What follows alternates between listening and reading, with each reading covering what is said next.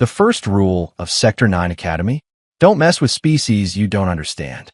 The second rule: humans are always more dangerous than they look.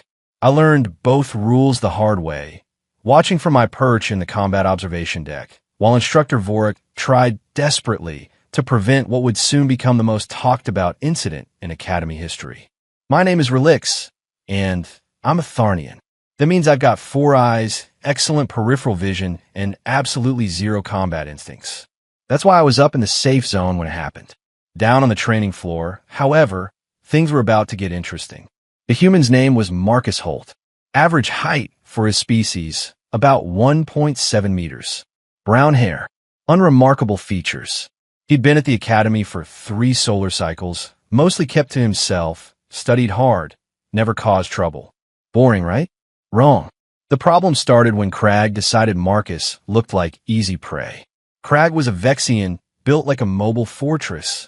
Scales thick enough to stop plasma rounds. Arms strong enough to bend steel beams. He stood 2.4 meters tall and weighed roughly 300 kilos of pure muscle and bad attitude. He'd been bullying smaller students since day one, and Instructor Vorik had been building a disciplinary case against him. But these things take time we didn't have. Hey, soft skin. Crag's voice boomed across the training hall during our free combat period. I hear your species breaks easy. Want to test that theory? Marcus looked up from the holographic tactical display he'd been studying, his expression completely neutral. Not particularly, he said, his tone so casual it made my sensory organs prickle with unease. That should have been Crag's first warning. It wasn't. I wasn't asking, meatbag. Crag lumbered forward, his massive frame casting a shadow over Marcus. Around them, other students began backing away, forming a loose circle. I noticed Instructor Vorik moving toward them from across the hall, but he was too far away, at least 50 meters. Marcus stood up slowly, setting down his data tablet with deliberate care. You really want to do this? He asked. There was something in his voice now, something cold and sharp, like the void between stars. What are you going to do about it? Crag laughed, reaching out with one massive claw to shove Marcus backward. That's when Marcus smiled. I'd seen a lot in my 3 years at this academy. Krillian death dancers performing ceremonial combat. Plasma guild masters manipulating raw energy with bare appendages.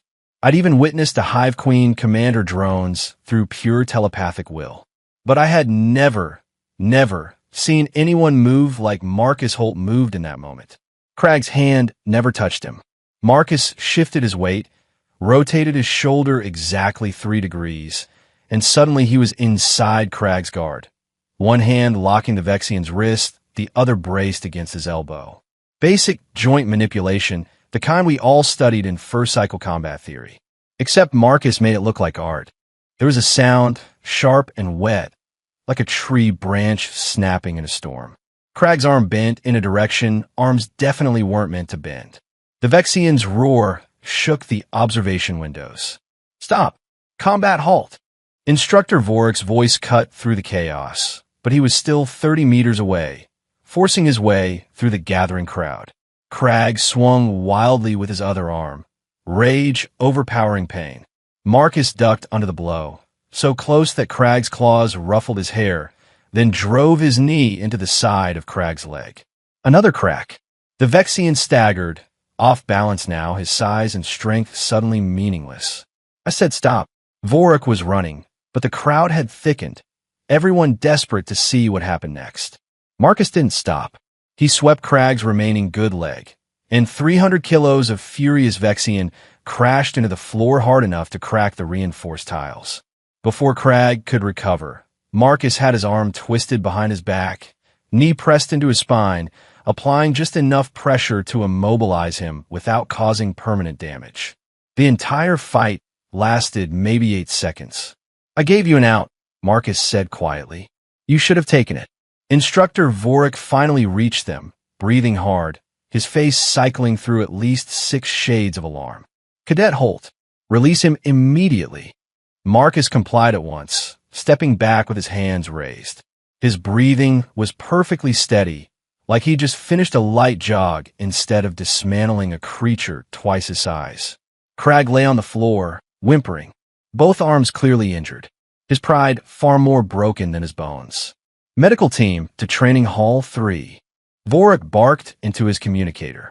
Then he turned to Marcus, his expression unreadable. Anger, fear, respect, maybe all three. Cadet Holt, you're confined to quarters pending disciplinary review. What you just did was self-defense, Marcus interrupted calmly. He initiated physical contact. I responded with appropriate force to neutralize the threat. Appropriate? Vorik gestured at Crag's broken form. You call this appropriate? Marcus didn't flinch. He's alive, isn't he? Where I come from, Instructor, that counts as restraint. And that was the moment everything clicked. Marcus hadn't been fighting to win. He'd been fighting not to kill. Every movement, every strike, precise, controlled, calculated to disable without destroying. The terrifying part? I was absolutely certain he could have ended it very, very differently if he'd wanted to. Instructor Vorik seemed to realize the same thing. His face drained to a sickly green. Quarters. Now, we'll discuss this later. Marcus nodded, picked up his data tablet, and walked out of the training hall as if nothing had happened. The crowd parted for him like water around a blade. I sat frozen in the observation deck, all four of my eyes wide, my mind struggling to process what I'd just seen. The medical team arrived, surrounding Crag with scanners and stretchers, their expressions grim. Around me, students were already whispering, speculating, spreading the story like wildfire through the Academy network.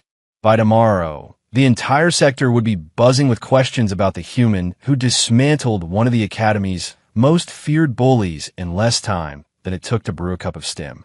But tonight, only one thought echoed in my head. What else were humans capable of? The disciplinary hearing was scheduled for the following morning, and half the Academy showed up to watch through the public feed. I managed to snag a decent spot in the gallery, my curiosity outweighing my usual preference for avoiding drama. The hearing chamber was packed. Students lined the walls, whispering theories and predictions. I spotted at least 3 different species openly taking bets on the outcome. Apparently, the odds were heavily against Marcus walking away without serious consequences. Humans, according to the Academy database I'd consulted after yesterday's incident, originated from a planet called Earth, a death world, Class 12 hazard rating, gravity at 1.2 times standard, atmospheric oxygen levels that would make most species hyperventilate, weather systems that included frozen water falling from the sky and electrical storms powerful enough to vaporize buildings. Their planet was constantly trying to kill them. Naturally, they evolved to be absolutely terrifying. The doors slid open, and Instructor Vorik entered, followed by Marcus and 3 members of the Academy Disciplinary Council. Marcus looked completely calm, as if he were attending a casual lunch instead of a hearing that could end his career before it truly began. Council Leader Thex, an elderly Marlisian with silver scales and far too many credentials, activated the holo display. Cadet Marcus Holt, you stand accused of excessive force against fellow student Crag of Vexor Prime. How you plead? Not guilty, Council Leader, Marcus replied evenly. Thex's eye ridges lifted. Cadet Crag sustained 2 fractured limbs and significant trauma. Multiple witnesses confirm you were the aggressor. Incorrect, Marcus said, his voice carrying the same cold edge I'd heard the day before. I was the responder. Crag initiated hostile contact. I defended myself. By breaking his arms? Council member Vress interjected sharply. Marcus turned to face her directly. By stopping the threat with the minimum necessary force. Yes, minimum. Vress's tentacles writhed in agitation. You call that minimal? Council member, with respect, Marcus replied calmly. If I had wanted to use excessive force, Crag wouldn't be recovering in the medical bay. He paused deliberately. He'd be in the morgue. The chamber went dead silent. You could have heard a dust particle hit the floor. Thex leaned forward, his expression grave. That sounds like a threat, Cadet. No, sir. It's a fact. Marcus gestured toward the holo display. Pull my training records. Combat theory, tactical assessment, xenobiology, 98th percentile across the board. I knew exactly where to strike Crag to disable him without causing permanent damage. I understood his species' skeletal structure, healing capacity, and pain thresholds. Every move was calculated. Holy stars. He wasn't defending himself. He was explaining that he'd been gentle. Instructor Vorik cleared his throat. Council members, if I may present additional evidence. We reviewed security footage from the past 6 cycles. Crag has systematically targeted smaller students. 17 documented incidents. We were building a case, but bureaucracy takes time. That doesn't excuse vigilante action. Council member Tarn growled, his massive form shifting. Doesn't it? Marcus asked quietly. How many students had to suffer while paperwork moved forward? How many more would Crag have hurt if someone hadn't stopped him? Your role isn't to dispense justice, cadet. Breast snapped. My role is to survive. Marcus shot back, and for the first time, emotion cracked through his control. Anger. Measured but real. I didn't come here to be anyone's victim. I came to learn, to train, to prove my species deserves its place among the stars. Crag saw me as an easy target because I'm human, because we're new, because he thought soft skin meant soft will. Marcus stepped forward. Half the chamber instinctively leaned back. He was wrong, Marcus continued. And every bully in this academy needs to understand something. Humans don't start fights, but we do finish them. The silence stretched, tight and fragile. Thex exchanged glances with the other council members, some silent consensus passing between them. Finally, he spoke.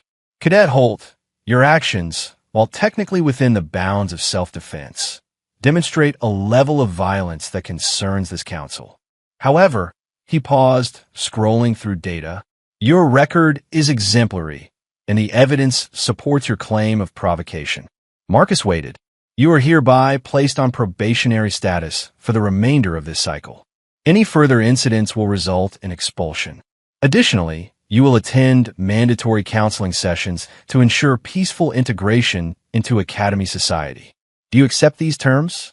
Yes, Council Leader, Marcus said without hesitation. Very well. Dismissed. Instructor Vorik a word. The chamber erupted into noise the moment Marcus stepped out. Arguments, debates, disbelief. I pushed through the crowd, determined to catch him before he vanished. I found him in the corridor, standing alone, gazing out at the stars beyond the viewport. Hey, I called cautiously. That was intense.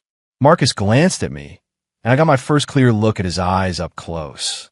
Brown. Ordinary, except for the sharp intelligence burning behind them. You're Elix, right? Tharnian. Observations Specialist track. Yeah. How did you know? He smiled faintly. I make it my business to know who's watching. Situational awareness is survival. We stood there quietly. Then I asked the question gnawing at me. What you said in there about finishing fights. Did you mean it? Marcus turned back to the stars, his reflection faint in the viewport. My species spent millennia fighting itself for licks. Wars that killed millions. Weapons that cracked planets. We nearly wiped ourselves out more than once. He paused. Then we looked up, saw the stars, and decided to be better. But being better doesn't mean being weak, he continued. It means choosing when to fight and when to walk away. Crag didn't give me that choice. And next time someone tries something, next time, Marcus said softly, they'll remember what happened to Crag. Bullies stop when the cost becomes too high. I blinked all 4 of my eyes. Your species is terrifying. Marcus laughed, actually laughed. Warm, human, disarming. We can also be the best friend you'll ever have. Perspective matters. He clapped me on the shoulder and started walking. Come on, I'm starving. Let's hit the commissary. I'll tell you about something called pizza. It'll change your life. I followed him, still processing everything.